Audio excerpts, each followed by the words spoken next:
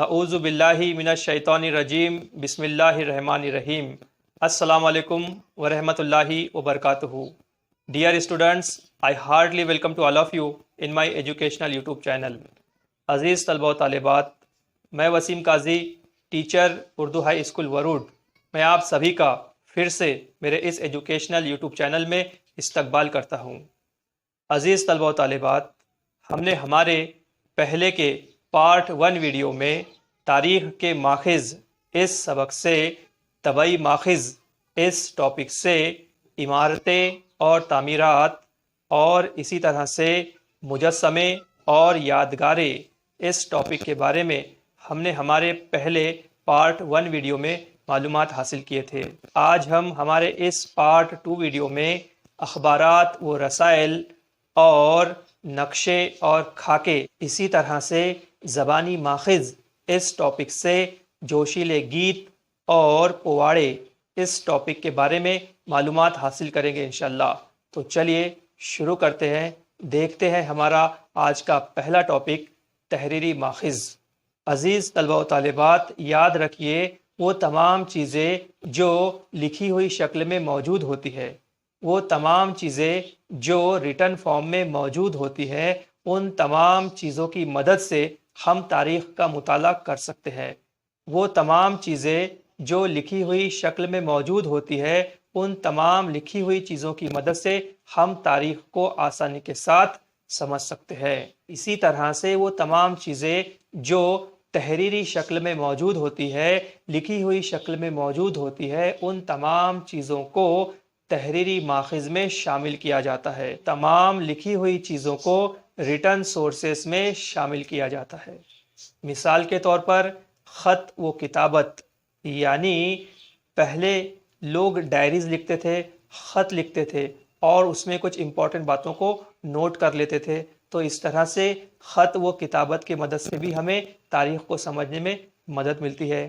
اسی طرح سے غیر ملکی افراد کے اندراجات، یعنی فورین اکاؤنٹس، اسی طرح سے اخبارات، سوانح عمریہ یعنی بایوگرافیز، اسی طرح سے رسائل، کارخانوں کے ریکارڈز، آپ بیتی یعنی آٹو بایوگرافک کتابیں وغیرہ، ان تمام چیزوں کا شمار تحریری ماخذ میں کیا جاتا ہے. یہ تمام چیزیں لکھی ہوئی شکل میں موجود ہوتی ہے، اسی لیے ان تمام چیزوں کو تحریری ماخذ میں شامل کیا جاتا ہے. اب ہم تحریری ماخذ اس ٹاپک سے اخبارات و رسائل اس ٹاپک کے بارے میں معلومات حاصل کرتے ہیں. یاد رکھیے اگر ہم اخبارات پڑھتے ہیں تو ان اخبارات کے ذریعے سے ہمیں عصری واقعات سے متعلق معلومات حاصل ہوتی ہے.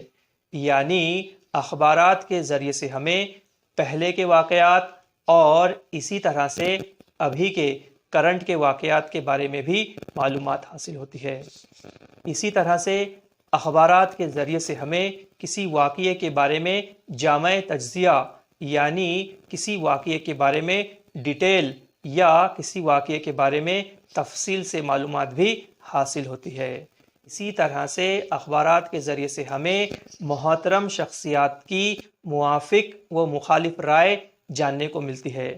یعنی جو مشہور شخصیت ہوتے ہیں، جو فیمس پرسنالٹیز ہوتے ہیں، جو مشہور اشخاص ہوتے ہیں، تو ان مشہور شخصیتوں کی موافق و مخالف رائے بھی ہمیں ان اخبارات کے ذریعے سے جاننے کو ملتی ہے. ان مشہور شخصیتوں کے ویوز اور آئیڈیاز بھی ہمیں ان اخبارات کے ذریعے سے جاننے کو ملتے ہیں. اسی طرح سے اخبارات میں اداریے بھی شائع کیے جاتے ہیں. اداریے یعنی نیوز پیپر میں ایڈیٹر جو کچھ بھی لکھتا ہے اسے اداریے یا ایڈیٹوریلز کہا جاتا ہے.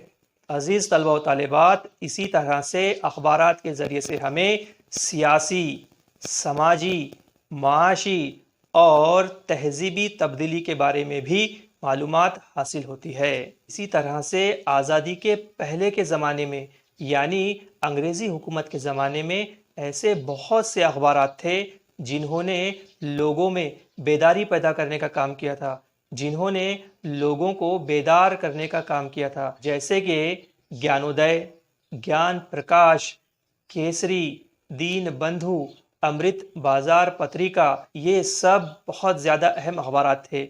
इन अखबारात ने उस ज़माने में लोगों को बेदार करने का काम किया था, लोगों को जागरूक करने का काम किया था। जैसे कि केसरी, ये जो अखबार था इसे लोकमान्य तिलक ने जारी किया था, और इस अखबार के ज़रिए से लोकमान्य तिलक अंग्रेज़ हिंदुस्तानियों पर जो जुल्म सितम करते थे उसके बारे में लोकमान्य तिलक उनके अखबार में लिखा करते थे, जिसकी वजह से लोगों में बेदारी पैदा होती थी और लोग जागरूक होते थे।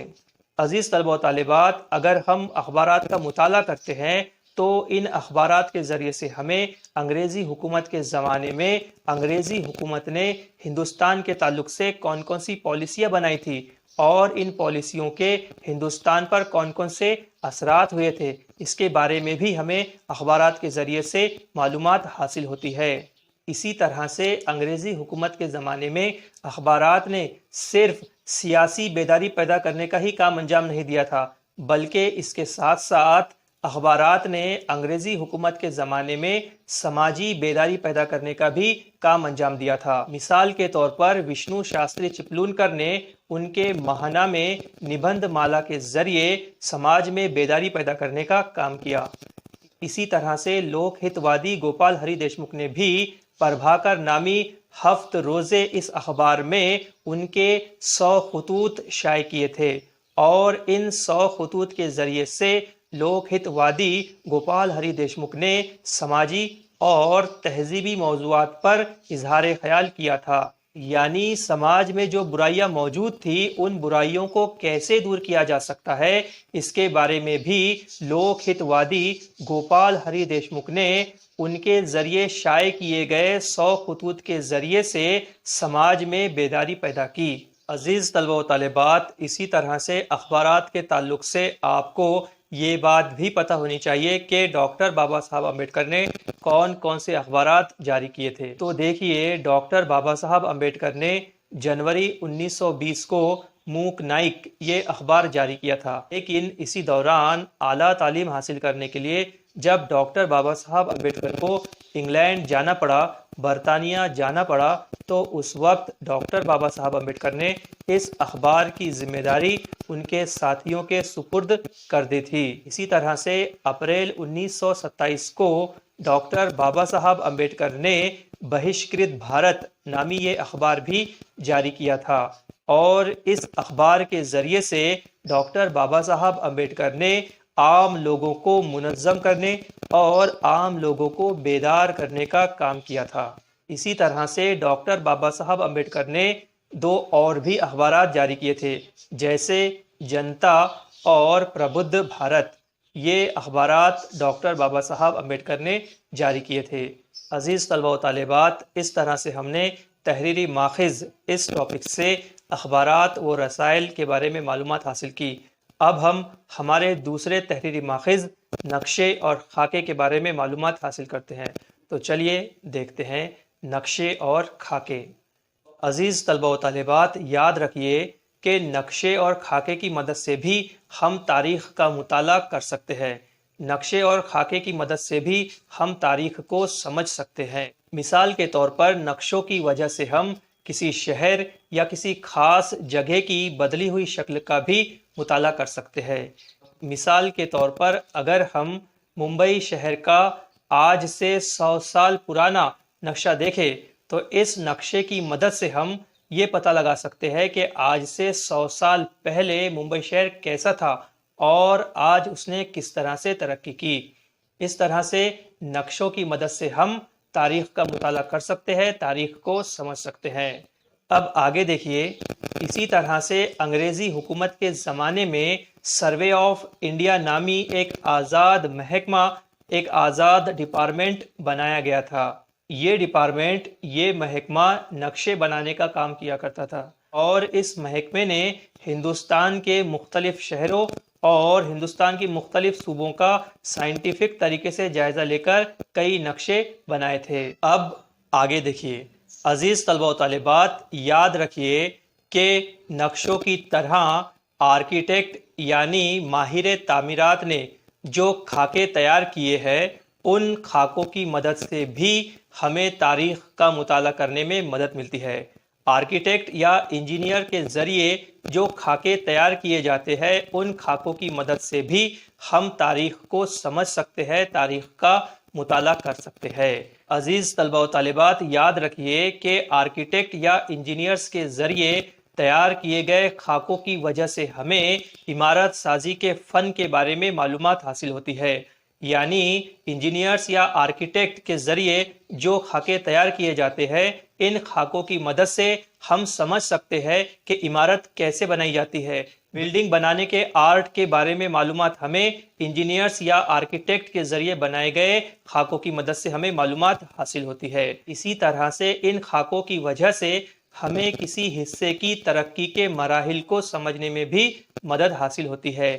یعنی کسی حصے نے کیسے ترقی کی اس کے بارے میں معلومات بھی ہمیں ان خاکوں کی وجہ سے حاصل ہوتی ہے۔ مثال کے طور پر ممبئی میں جو بندرگاہ ہے، ممبئی میں جو پورٹ ہے، پہلے اس پورٹ نے زیادہ ترقی نہیں کی تھی اور پہلے اس پورٹ کے، اس بندرگاہ کے جو خاکے بنائے گئے تھے وہ خاکے ممبئی پورٹ ٹرسٹ کے پاس موجود ہے۔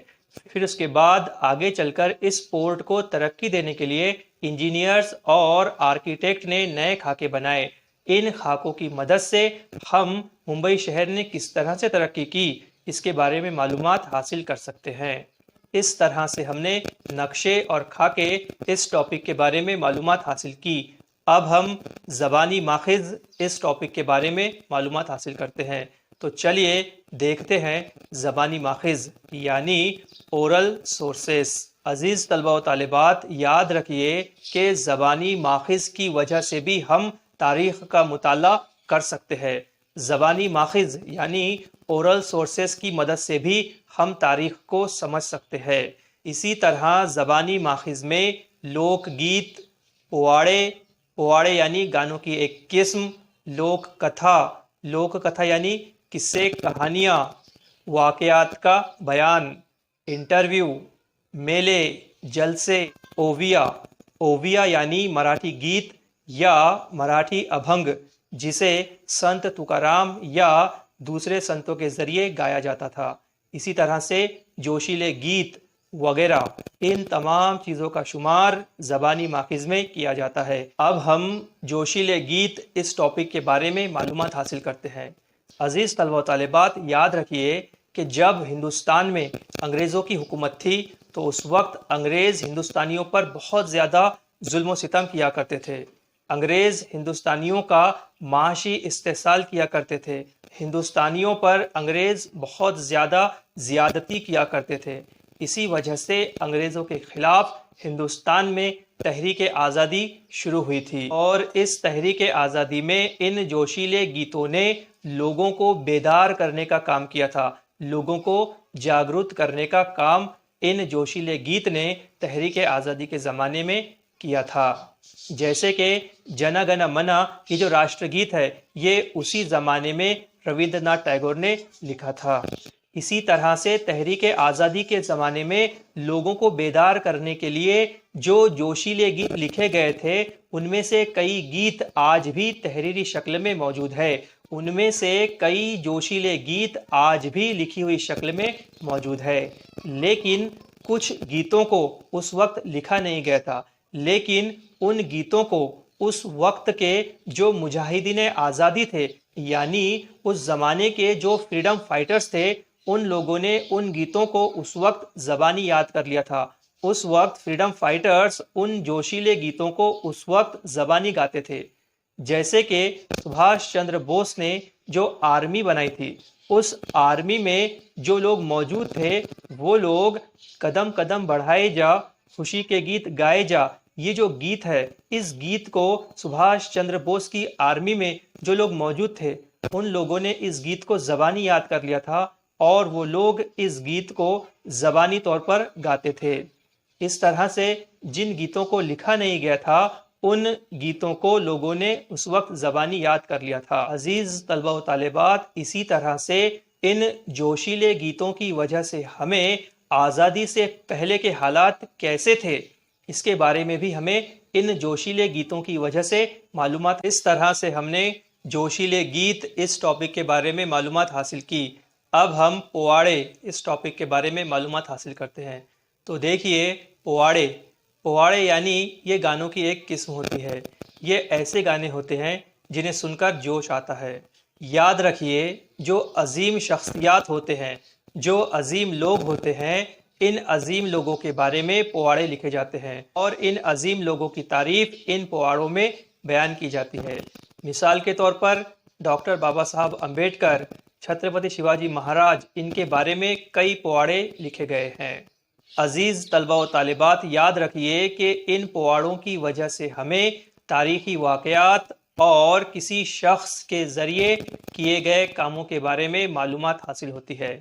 इसी तरह से अंग्रेज़ी हुकूमत के ज़माने में 1857 में जो बगावत हुई थी, यानी 1857 की जो जंग आज़ादी थी, उस जंग आज़ादी पर भी कई पोवाड़े लिखे गए हैं। इसी तरह से मुख्तलिफ इनकलाबियों ने जो इनकलाबी काम अंजाम दिए थे, इनकलाबियों ने जो बहादुरी के कारनामे अंजाम दिए थे, इन इनकलाबियों के बहादुरी के कारनामों पर भी कई पोवाड़े लिखे गए हैं।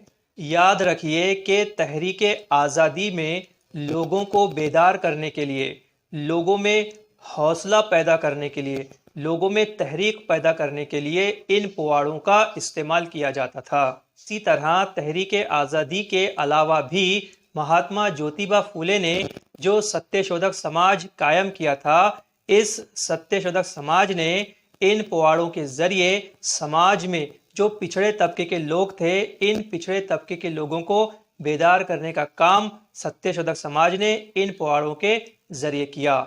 इसी तरह से मुत्तहिदा महाराष्ट्र की जो तहरीक थी, उस मुत्तहिदा महाराष्ट्र की तहरीक पर भी कई पोवाड़े लिखे गए थे और इस मुत्तहिदा महाराष्ट्र की तहरीक में जो लोग शामिल थे, उन लोगों को जोश दिलाने के लिए, उन लोगों को बेदार करने के लिए भी इन पोवाड़ों का इस्तेमाल किया जाता था। इस तरह से इन पोवाड़ों की मदद से भी हम तारीख़ का मुताला कर सकते हैं।